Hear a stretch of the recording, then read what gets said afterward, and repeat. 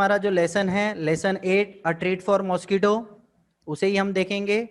पहले हम एक बार शॉर्ट में रिवाइज कर लेते हैं, हमने क्या अभी तक इसके बारे में पढ़ लिया है। हमने देखा था disease caused by the mosquito, जिसमें हमने 2 डिसीज थी मेनली, उसके ऊपर हमने डिस्कस किया था, मलेरिया और डेंगू।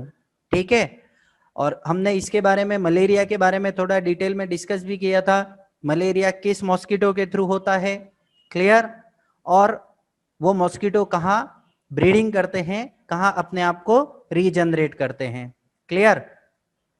आज की क्लास में हम इसे यहीं से आगे कंटिन्यू करेंगे, जितना पार्ट हम डिस्कस कर चुके हैं उसके बाद आगे से हम कंटिन्यू करेंगे।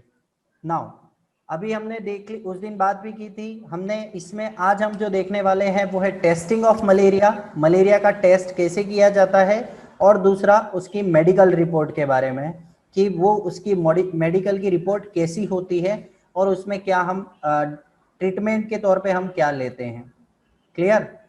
तो अब आप सबको यहाँ पे ये पिक्चर दिख रही है, बहुत ही क्लियर पिक्चर है, और हमने यही चीज लास्ट टाइम पे भी डिस्कस किया था कि मलेरिया की टेस्टिंग में क्या होता है।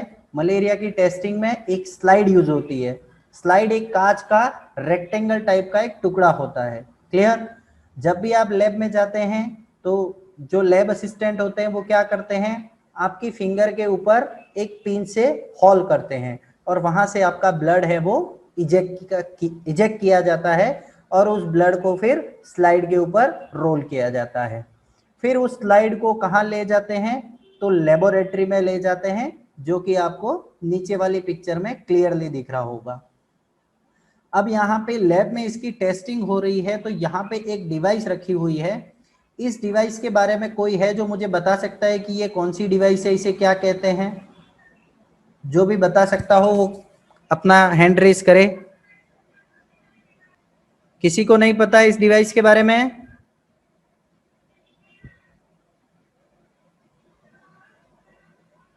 जयदीप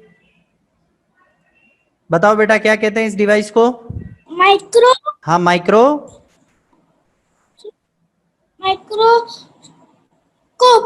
स्कोप्स। हाँ, माइक्रोस्कोप, वेरी गुड। तो इस डिवाइस को हम कहते हैं माइक्रोस्कोप। क्या कहते हैं? माइक्रोस्कोप। माइक्रो का मतलब होता है बहुत छोटा, क्लियर। छोटे से भी मतलब आप बहुत छोटी छोटी चीजों को जो कहते हो वो होते हैं माइक्रो, और स्कोप का मतलब होता है उन्हें देखना। तो माइक्रोस्कोप इसके नाम से ही पता है कि जो छोटी चीजें हैं उनको हम किस तरह से देखें।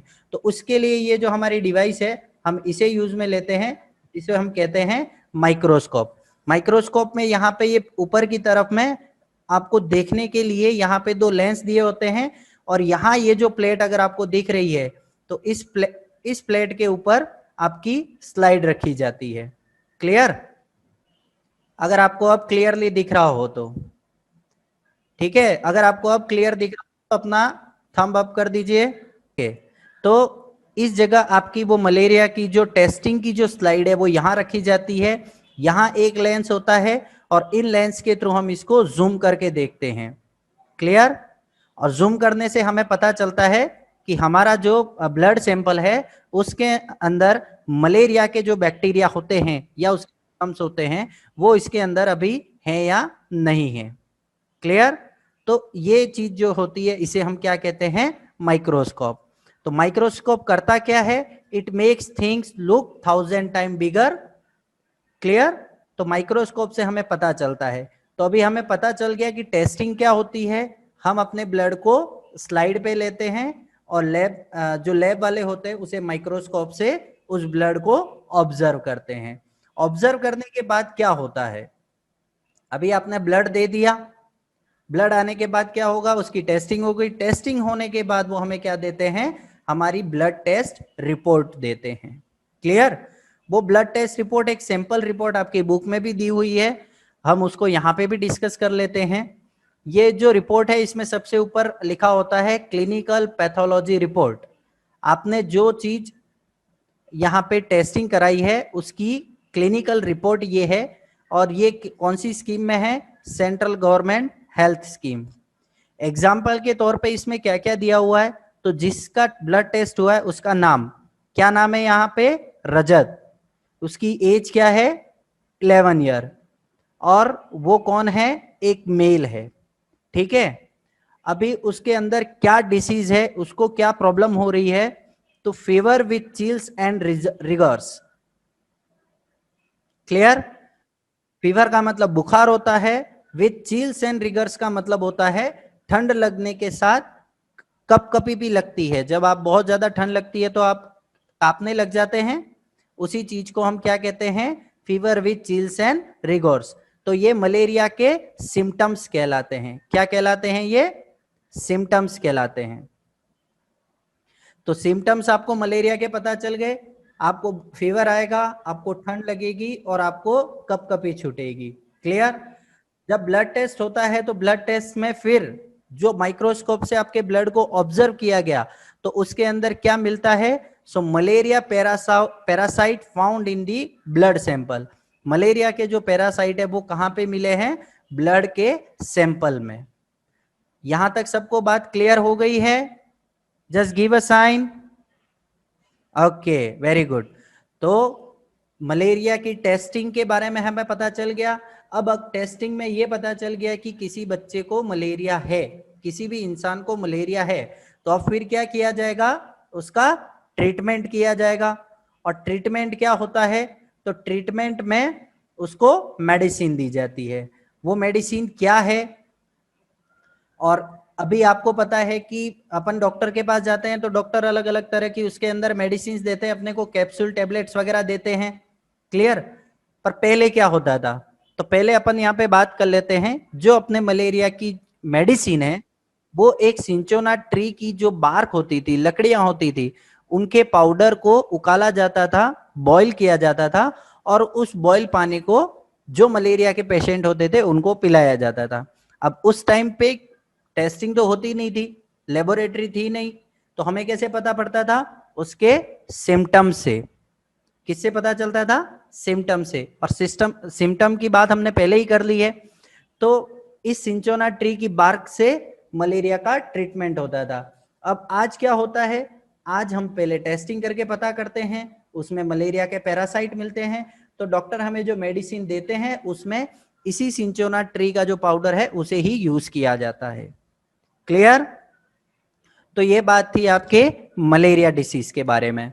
तो हमने जो मॉस्किटो से होने वाली डिसीज हैं, अलग अलग डिसीज, उसमें एक डिसीज को पूरी तरह से समझा है, वो है मलेरिया। मलेरिया किससे होता है, फीमेल एनोफिलीज मॉस्किटो। क्लियर? किससे पता चलता है, ब्लड टेस्ट से। ब्लड टेस्ट को किससे ऑब्जर्व किया जाता है, माइक्रोस्कोप से। मलेरिया के सिम्टम क्या हैं, fever with chills and rigors. Clear? And then medicine, तो उसकी टेबलेट्स होती हैं, वो सिंचोना ट्री के बार्क से बनती हैं। क्लियर? नाउ अब आपकी जो नेक्स्ट एक डिसीज है उसके बारे में हम बात कर लेते हैं, जो आपकी बुक में दी हुई है, और उसका नाम है एनीमिया। एनीमिया क्या होता है? एनीमिया एक डिसीज है। किस तरह की डिसीज है? जब आपके ब्लड के अंदर हीमोग्लोबिन या आयरन है वो क्या हो जाता है, डिक्रीज हो जाता है। डिक्रीज का मतलब क्या होता है, डिक्रीज का मतलब होता है कम हो जाना। क्लियर? तो जो आपके total amount of red blood cell है उसके अंदर जो हीमोग्लोबिन है, जब उसकी क्वांटिटी कम हो जाती है तब फिर आपको एनीमिया की डिसीज से सफर करना होता है। तो एनीमिया की डिसीज के बारे में समझ में आया? अगर किसी को अभी तक कोई डाउट है तो वो अपना हैंड रेस करे। कृष्ण, हीमोग्लोबिन क्या है? हीमोग्लोबिन इसका, ठीक है, ये बेसिकली अपनी बॉडी के अंदर जो आयरन होता है जिससे हमें ताकत मिलती है। अभी आप इसके बारे में और पढ़ोगे तो आपको थोड़ा सा और पता चल जाएगा कि ये हीमोग्लोबिन क्या चीज है। ठीक है, और जब आप हायर क्लासेस में जाओगे तब तो आपको इसके बारे में बहुत कुछ पढ़ने को मिल जाएगा। पर अभी आपको केवल बेसिक बेसिक ये समझना है, एनीमिया डिसीज है, किससे होती है, किससे होती है? एनीमिया डिसीज होती है जब आपके ब्लड के अंदर हीमोग्लोबिन की जो क्वांटिटी है वो कम हो जाती है। हम इसको समझेंगे आगे। और अब हम बात कर लेते हैं एनीमिया की, जो हमने बात की, तो उसके सिम्टम्स क्या होते हैं। सिम्टम्स का मतलब होता है लक्षण। जैसे हमने मलेरिया के सिम्टम्स देखे थे, फीवर, चिल्स और रिगर्स। क्लियर? तो हमें एनीमिया अगर किसी बच्चे को हो रखा है, ठीक है, तो उसके अंदर उसके क्या सिम्टम्स होंगे? फीलिंग टायर्ड, एक तो वो बहुत ज्यादा थका हुआ सा रहेगा, वीकनेस, कमजोरी रहेगी, शॉर्टनेस ऑफ ब्रीथ, सांस लेने में परेशानी आएगी, सांस अच्छे से नहीं ले पाएंगे, and poor ability to exercise. Exercise का मीन ये है कि कोई भी एक्टिविटी करेंगे, फिजिकल एक्टिविटी, चाहे दौड़ना हो गया या कोई खेल खेलना हो गया, तो वो उसमें अच्छे से नहीं कर पाएंगे। अगर इस तरह की चीजें, आप खेलते भी हैं और आप जल्दी से थक जाते हैं, आप सांस लेने में आपको तकलीफ है, आपके अंदर कमजोरी है, तो हो सकता है कि आपको एनीमिया हो। अब अभी मैंने कहा हो सकता है, तो इसका मतलब कंफर्म कैसे होगा? तो यहाँ पे भी वही चीज है जो हमने मलेरिया के समय देखी कि हमारा क्या होगा, एक ब्लड टेस्ट होगा। अब ब्लड टेस्ट में आपको समझाऊं इससे पहले हम एक दिल्ली की जो एक स्कूल की रिपोर्ट है उसके बारे में बात कर लेते हैं। ये आपकी बुक में दी हुई है, आप इसे अच्छे से पढ़िएगा, आपको और ज्यादा समझ में आएगा। बेसिकली मैं आपको शॉर्ट में बता देता हूं कि रिपोर्ट में क्या दे रखा है। रिपोर्ट मतलब एक न्यूज़पेपर की रिपोर्ट है। अब इसमें क्या था, दिल्ली की एक स्कूल के अंदर बच्चे जो थे, म्यूनिसिपल कॉर्पोरेशन स्कूल का मतलब होता है गवर्नमेंट स्कूल, ठीक है, वहां पे बहुत सारे बच्चे हैं वो एनीमिया से सफर कर रहे थे। अब एनीमिया से सफर होने का मतलब उनके सिम्टम्स तो यहाँ पे आपको दिख ही रहे हैं और सिम्टम पता भी चल गए, और इन सिम्टम्स को पता चलने से कुछ चीजें आपको ऐसे भी पता चल रही है कि जिस बच्चे को एनीमिया हो गया वो ज्यादा खेल नहीं पाएगा, ज्यादा एक्सरसाइज या अपनी एक्टिविटी या फिजिकल एक्टिविटी वो नहीं कर पाएगा। इससे और क्या उन बच्चों को लॉस हो सकता है, हम उस बारे में एक चीज देख लेते हैं। Now this also affects their ability to study properly. जिन बच्चों को एनीमिया हो जाता है वो अच्छे से पढ़ाई भी नहीं कर सकते हैं। Clear? Children do not grow well, बच्चे हैं वो अच्छे से ग्रो नहीं करते हैं। ग्रो करने का मतलब होता है हेल्दी नहीं होते हैं। And their energy level are also low, उनके अंदर एनर्जी भी बहुत ज्यादा कम होती है। क्लियर? तो ये आपकी इस बुक के अंदर, ये इस रिपोर्ट के अंदर ये सारी चीजें बताई हुई हैं। क्लियर? नाउ तो एनीमिया की रिपोर्ट हमने पढ़ ली, एनीमिया के बारे में हमने डिस्कस कर लिया। अब हम देखते हैं एनीमिया को किस तरह से आइडेंटिफाई किया जाता है। जैसा कि मैंने आपको पहले ही बता दिया, मलेरिया के बारे में हम कैसे पता करते हैं, तो उसका भी एक ब्लड टेस्ट होता है, तो ऑब्वियसली एनीमिया का भी एक ब्लड टेस्ट होगा। अब यहाँ पे दो रिपोर्ट आपको दिख रही है, सबको दिख रही है? गिव योर सिंबल बेटा। हाँ, ओके, वेरी गुड। तो एनीमिया अच्छी चीज नहीं है, अपने को उससे दूर रहना है। क्लियर? हम पढ़ने आए हैं, यहाँ पे टाइम पास करने नहीं आए। ओके, अब यहाँ पे आपकी जो रिपोर्ट है उसको हम देख लेते हैं। नाउ ये रिपोर्ट है आरती की, दोनों ही रिपोर्ट है वो आरती की हैं। बाकी ऊपर की चीज हम पहले भी डिस्कस कर चुके हैं तो हम वो नहीं करेंगे। नाउ आरती जो एक बच्ची है उसकी ये रिपोर्ट है। पहले आपको जो समझना है वो यहां समझना है कि इसकी एक रिपोर्ट है वो है 20 जून 2007 और दूसरी रिपोर्ट है वो है 15 सितंबर 2007। तो अप्रोक्स 3 महीने की ये दो रिपोर्ट हैं इसकी, एक उसने जून में करवाई और दूसरी उसने सितंबर में करवाई। आरती जिसकी एज है 12 ईयर, ये एक फीमेल है, गर्ल है। अब इसको क्या डिसीज हुआ है? एनीमिया हुआ है। एनीमिया हुआ है तो किस तरह से पता चलेगा? तो हमने बात की थी उसका जो हीमोग्लोबिन है वो कम हो जाता है। तो 20 जून को आरती का जो हीमोग्लोबिन है वो कितना है? 8 GM पर DL। अब GM पर DL इसकी यूनिट होती है। जैसे आपने मैथमेटिक्स में पढ़ा है, आप कोई चीज की लेंथ को मेजर करते हैं तो आप क्या लिखते हैं? मीटर लिखते हैं, सेंटीमीटर लिखते हैं। क्लियर? तो यहाँ पे हम हीमोग्लोबिन को जिससे मेजर करते हैं वो क्या होता है? GM पर DL। 20 जून को आरती का हीमोग्लोबिन कितना था? 8। क्लियर? समझ में आ रही है बात? और 8 है तो एनीमिया कैसे है ये पता करने के लिए यहां पे आपके सामने एक चीज लिखी हुई है जिसको कहते हैं नॉर्मल रेंज। नॉर्मल रेंज का मतलब होता है किसी भी इंसान के अंदर इतना हीमोग्लोबिन मिनिमम होना चाहिए। कितना होना चाहिए? 12 to 16। क्लियर? 12 to 16। तो इतना हीमोग्लोबिन होना चाहिए और आरती का कितना है? 8 है। तो अगर हम मिनिमम लेते हैं 12 और 12 में भी उसका 8 है तो मतलब उसके पास कितना कम है ये पता करने के लिए हमें करना होगा सब्ट्रैक्शन। तो 12 माइनस 8 करेंगे तो ये आता है आपका 4। तो 4 GM पर DL उसके पास हीमोग्लोबिन है वो कम है। बात समझ में आ गई? बात समझ में आ रही है? तो अगर आ रही है तो मुझे थंब अप करके दिखाओ।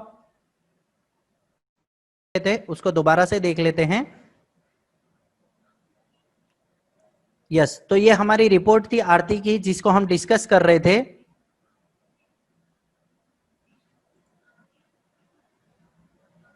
ओके, तो 20 जून को आरती की रिपोर्ट में क्या आया कि उसका हीमोग्लोबिन 8 GM है और होना चाहिए था 12।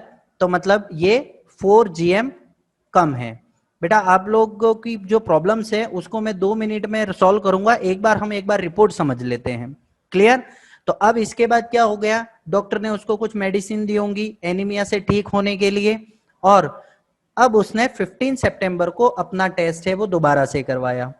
अब 15 सितंबर को जब इसने टेस्ट करवाया तो वो टेस्ट में उसका हीमोग्लोबिन आया 10.5, मतलब 8 से वो चली गई 10.5 पे। मतलब उसका हीमोग्लोबिन है वो लेवल है वो क्या हुआ, वो थोड़ा सा बढ़ा, पर अभी भी जो हमारा मिनिमम या नॉर्मल जो रेंज है उस तक नहीं पहुंचा है। इसका मतलब उसके अंदर अभी भी कौन सी डिसीज है? एनीमिया की डिसीज उसके अंदर अभी भी है। अब वो उससे कब ठीक होगी? जब उसका ये नॉर्मल रेंज है वो टच हो जाएगा हीमोग्लोबिन लेवल। क्लियर? आ गई बात समझ में? तो अब हम बात कर लेते हैं इसका ट्रीटमेंट, या इसके ट्रीटमेंट में क्या चीजें दी जाती हैं। सबसे पहली चीज है वो है जैगरी। जैगरी का मतलब होता है गुड़। गुड़ आप सबको पता ही है ना, ये आपकी बॉडी के अंदर हीमोग्लोबिन को मेंटेन करने के लिए, बढ़ाने के लिए बहुत ज्यादा सपोर्ट करता है, हेल्प करता है। दूसरी चीज है हमारे पास आंवला। आंवला को भी आप खा सकते हैं। तीसरी चीज है ग्रीन लीफी वेजिटेबल्स। वेजिटेबल्स पर कौन सी वाली? ग्रीन लीफी, जिसके जैसे आप समझ सकते हो आपकी पालक है, मेथी है, इन चीजों को आप यूज कर सकते हैं। या फिर लास्ट में होता है आयरन रिच मेडिसिन, मतलब जो हमें डॉक्टर दवाइयां देते हैं जो कि आयरन की दवाइयां होती हैं, उन चीजों को इसके ट्रीटमेंट की तरह यूज किया जाता है। क्लियर? तो हमें एनीमिया के बारे में पता चल गया, एनीमिया क्या होता है, एनीमिया से क्या इसके सिम्टम्स हैं, उसके इफेक्ट क्या हैं, उसका टेस्ट किस तरह से होता है, और जब अगर किसी को एनीमिया है तो उसके ट्रीटमेंट में उसे क्या लेना चाहिए। यहां तक सारी बातें क्लियर हैं? Give me your sign. Okay, very good. तो ये तो बेटा बात हो गई अपनी एनीमिया की। क्लियर? अब मैं आप सबसे क्वेश्चन लूं, आपकी जो क्वेरीज हैं उसको लूं, उससे पहले इंपॉर्टेंट है आज का होमवर्क है उसे डिस्कस कर लेते हैं। आपकी बुक में ये एक पोस्टर दिया हुआ है जो हमने पहले पढ़ा था, beware about the mosquitoes. Clear? इस पोस्टर को आप सब देखेंगे अच्छे से। ये आपको बता रहा है, जिस तरह से हमने कहा था, जो कंटेमिनेटेड वाटर्स होता है, जिसे आपको ये चारों पिक्चर में दिख रहा है। क्लियर? ये कंटेमिनेटेड वाटर की पिक्चर है जो ये शो करती हैं कि आप है अपने पास में मलेरिया, डेंगू या चिकनगुनिया के मॉस्किटो को इनवाइट कर रहे हैं। इसके सॉल्यूशंस यहाँ पे दिए हुए हैं, तो आपको भी इसी के ऊपर बेस्ड एक अपना पोस्टर बनाना है और इसे ग्रुप में शेयर करना है।